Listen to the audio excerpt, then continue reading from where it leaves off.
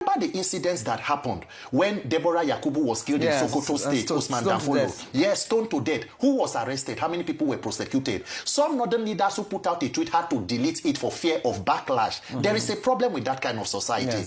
In 2016, Deaconess Olawale Eunice, a Redeemed Christian Church of God evangelist in Kubwa, was butchered to death.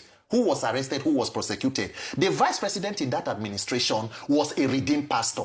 What was done about it? And then if we talk about, Muslims being killed and Christians being killed, the fundamental question will be, who is carrying out the killing? Exactly. And then if we now agree, because what it seems now is like, it is more shameful. Our response is not that there are no killings. Is that, oh, US, you are not even saying it as bad as it is. So Christians are being killed, Muslims are being killed. Now the question will be, if Christians are being killed, Muslims are being killed, who has a problem with coming in to take out the killers? Exactly. I think there should be a mutual agreement that, oh, look, everybody is a victim of this issue, and then the terrorists themselves should be taken out.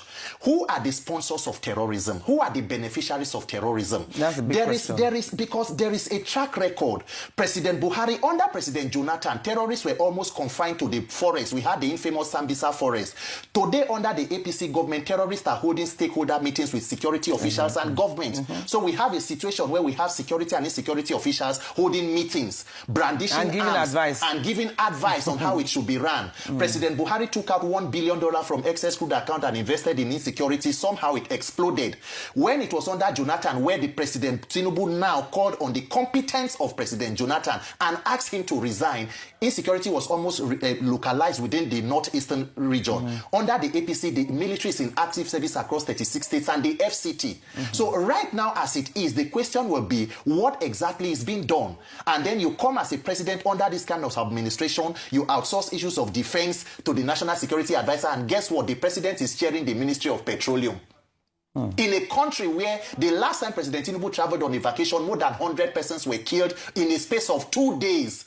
That president is heading Ministry of Petroleum and not Defense as Commander-in-Chief of the Armed Forces. So when you see this level of mischief across board, people are being killed, bandits will hold peace deal, the next day they are also carrying out attacks. It calls to question the capacity of the government to protect its people. So the same question that President Tinubu asked the Goodluck Jonathan administration should be thrown to him. Has the APC-led federal government lost the capacity to protect Nigerians? If so, then they should take the advice they give to the administration. But if not, please heed the advice of Mr. President Donald Trump and move very quickly to end this killing. Okay, let's get back to you, Peter. Anti-rules. I think it was the late Sani Abacha who said when insecurity lasts beyond 24 hours, then there should be the hand of government in it.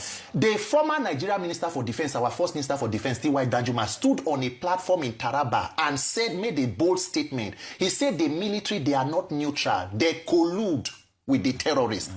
A Minister for Defense, what was the investigation that was carried out? We have seen pictures and videos and allegations of where terrorists were found in certain government houses and nothing was done about it. So when there is a perception that instead of protecting life of citizens, persons in government, why is it that insecurity has become almost a multinational economic investment? The more money you pour into it, the more it increases. So definitely it has become business. So if you can allow this kind of criminality to fester, the same Nigerian government that rejected the intelligence of the United States decided to start Operation Safe Corridor. How do you do repentant terrorists in the middle of a war when the victims of their killings and terrorism are still languishing in internally displaced person camps in conditions that are subhuman? That same country was spending billions rehabilitating known terrorists, allegations with even engaging them into the country's armed forces, and you say there is no collusion. You cannot say you are neutral. So until Nigerians realize that this is beyond what is being said is less than what is not said. For the past, how many days now, you can see the government running from pillar to post. For 2 years, you needed President Trump to tell you before you can appoint diplomats. We had no ambassadors manning our embassies across the country. The president they are more concerned with trying to pull people from one party and entering into the APC so that you can begin to sing on your mandate you shall fall. It is a colossal failure and a shame, but Nigerians must wake up and save ourselves. Let me